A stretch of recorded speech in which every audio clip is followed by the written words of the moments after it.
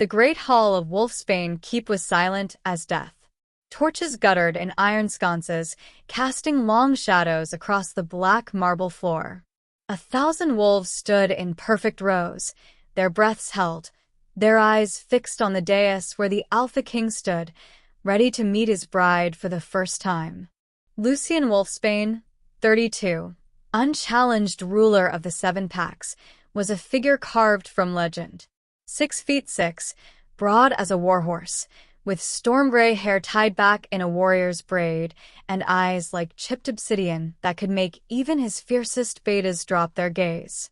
His black leather armor gleamed with the sigil of a snarling wolf, and the great sword at his hip had spilled enough blood to drown entire clans. Tonight he would marry, not for love, not for desire, for survival. The oracle's prophecy had been clear, delivered in a voice like breaking glass. Marry the daughter of the fallen Veil, or your line will end in ash and ruin.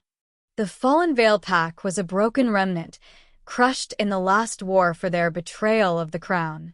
Their alpha had no sons, only one daughter, a girl whispered to be so plain, so awkward, that even her own pack hid her from sight.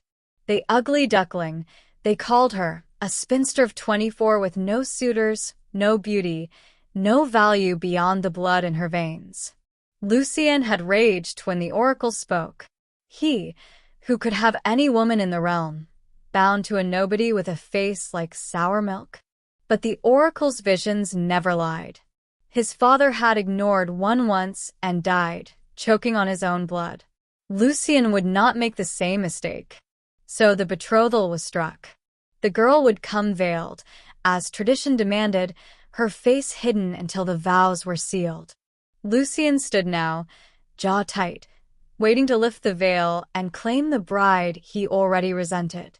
The great doors groaned open. A single figure stepped into the torchlight.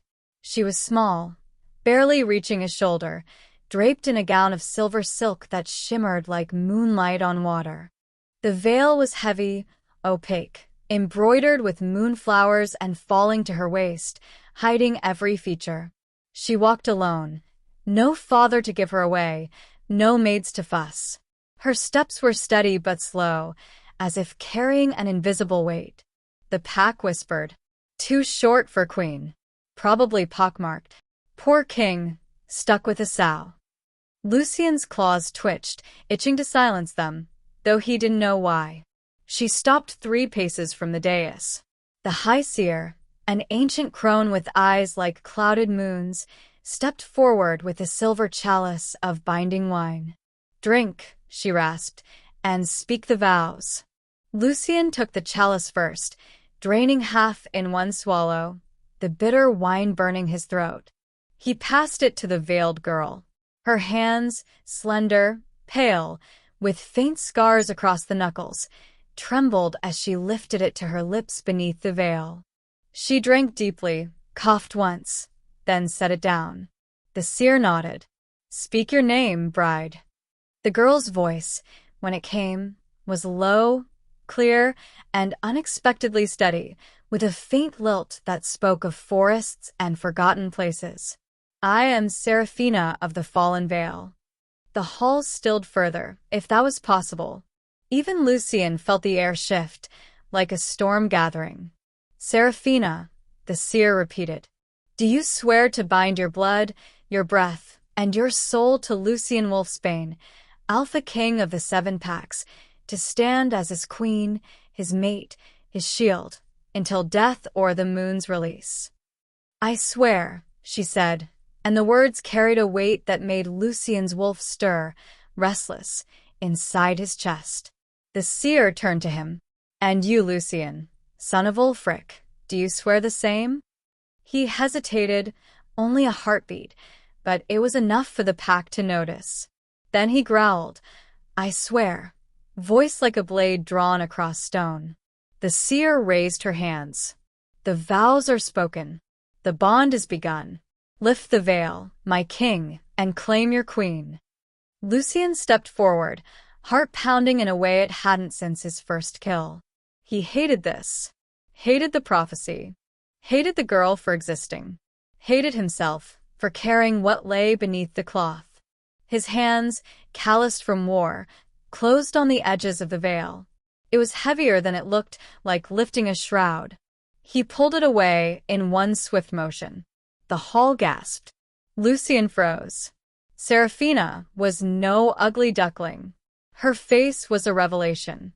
High cheekbones sharp enough to cut, a full mouth painted soft rose, skin pale as moonlight but flushed with life. Her eyes, gods, her eyes, were a deep, burning emerald, flecked with gold, framed by lashes long enough to cast shadows. Her hair, freed from the veil, tumbled in waves of dark chestnut shot through with threads of copper, catching the torchlight like a crown of fire. But it wasn't just beauty. There was something else, something wild and unbroken in the way she held herself, in the faint scars on her knuckles, in the way her gaze met his without flinching, even as the pack whispered and stared. She was breathtaking. And she was his. Lucian's wolf howled inside him, a sound of triumph and hunger he hadn't felt in years. The bond, only half formed by the vows, snapped tighter, a golden thread pulling taut between them. Seraphina's lips parted, just slightly, as if she felt it too. The pack's whispers turned to murmurs, then roars of approval, but Lucian barely heard them. He was drowning in her eyes, in the scent of her. Wildflowers, rain, and something deeper, something that made his claws ache to touch her. The seer's voice broke the spell. The veil is lifted. The bond is seen. Seal it with a kiss, and let the moon witness. Lucian stepped closer, close enough to feel the heat of her body through the thin silk. He expected her to shrink, to tremble, to look away. She didn't. Instead, Seraphina tilted her chin up, just a fraction, daring him. His hand cupped her face, thumb brushing the scar on her jaw he hadn't noticed. After, they lay tangled, sweat-slick, hearts hammering in sync. Lucian traced the new mark on her throat, possessive. "You," he said, voice hoarse. "You are the most dangerous female I have ever met." Seraphina smiled, tracing the fresh bite on his own neck. "And you, my king, are exactly as arrogant as they said." "Good. I like a man who can be brought to his knees." He laughed, the sound rusty from disuse. "I am not on my knees." She arched a brow. "Give it time." Then, softer, almost shy, she whispered, "I was terrified tonight. I thought you would hate me for the lies." He pulled her close, tucking her head under his chin. "I hated the veil." "Not you." "Never you." She pressed her face into his chest. "Then I'm glad it's burned." They fell into the veil, the one he had thrown into the fire himself after the ceremony, watching the flames devour the lies and leave only truth. As they drifted toward sleep, the bond hummed between them, new, raw, unbreakable. Lucian's last thought before darkness took him was, he had married an ugly duckling. He had unveiled a wolf. And he would burn the world to keep her. Dawn bled rose gold through the stained glass windows, painting Seraphina's sleeping body in fire.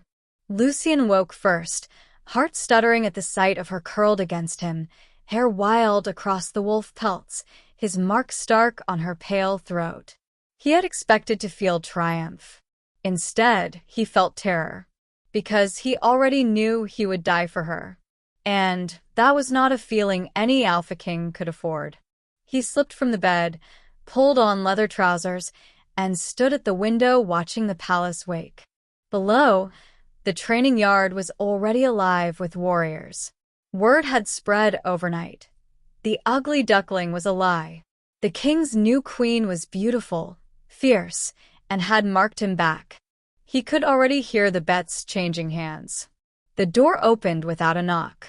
His younger sister, Lyra, strode in, silver hair braided for war, eyes the same obsidian as his. She took one look at the bed, Seraphina still asleep, sheet barely covering her, bite marks visible on both shoulders, and smirked. So the rumors are true. You mated a goddess and she bit you like a rabid wolf. I like her already. Lucien growled. Get out. Not a chance. Lyra tossed a bundle of black leather onto a chair. Council meets in 1 hour. Half of them want to kneel, half want to challenge her. And the Iron Claw emissary is here early, smelling blood. Lucien's claws lengthened. They dare. They dare because you married the daughter of a traitor pack. They think she's your weakness. Lyra's grin sharpened. Let's show them she's your weapon. Seraphina stirred then, stretching like a cat, sheets slipping lower. She opened one emerald eye. If you two are finished growling, I need clothes. And coffee. Lyra laughed outright. I really like her. An hour later, Seraphina walked into the throne room at Lucien's side. She wore fighting leathers dyed deep emerald, fitted like a second skin, the royal wolf sigil stitched in silver across her chest. Her hair was braided tight, warrior style, revealing the fresh claiming mark like a brand. A short sword hung at her hip, Lucien's own dagger from his first kill, gifted to her without ceremony that morning. The hall fell silent again, but for a different reason. She looked like war wrapped in moonlight. The Council of 7 Alphas waited on the dais steps, faces ranging from awe to fury. The Iron Claw emissary, a scarred brute named Garrick, stepped forward first. My king, he sneered, we were promised a treaty bride from a loyal pack. Instead you give us the spawn of traitors. We demand. Seraphina moved. One heartbeat she was beside Lucien. The next she had Garrick's own dagger at his throat, her body behind his, arm locked around his neck in a choke that could snap it with a twitch. The hall exploded into chaos, swords half drawn. Lucien didn't move. He simply lifted one hand. Silence fell like an axe. Seraphina's voice was soft, deadly, right against Garrick's ear. Call me Spawn again, she whispered, and I'll wear your pelt as a cloak. Garrick's face purpled. He tried to shift, her grip only tightened. Lucien finally spoke, voice lazy but laced with steel. Anyone else wish to question my queen's bloodline? No one did. Seraphina released Garrick with a shove that sent him sprawling. She wiped the blade on her thigh and handed it back to its owner hilt first.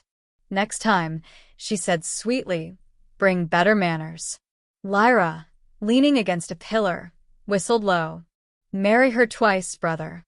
After the council dispersed, some pale, some grinning, all suddenly very loyal, Lucien pulled Seraphina into an alcove. You just threatened to skin an emissary in front of the entire court, he said, half laughing, half aroused. He threatened you, she answered simply. I don't share. He kissed her hard, backing her against the stone wall, hands already sliding under her leathers. A throat cleared behind them. They broke apart to find the High Seer, face grim. The oracle has spoken again, she rasped. The queen's power wakes. Tonight, under the full moon, it will either crown you both or burn the kingdom to cinders. Lucien's arms tightened around Seraphina. Explain. The girl you married is no ordinary wolf. Her mother was not of the fallen Veil. She was a moonborn, last of a silver bloodline, thought extinct. The scars on her body? Runes, bound at birth to hide what she is. The veil was never to hide ugliness. It was to hide power. Seraphina went very still. What power? The seer's eyes glowed. The power to command the moon itself. To raise tides, to break curses, to burn armies with silver fire. But it comes with a price. Tonight, the binding runes will shatter.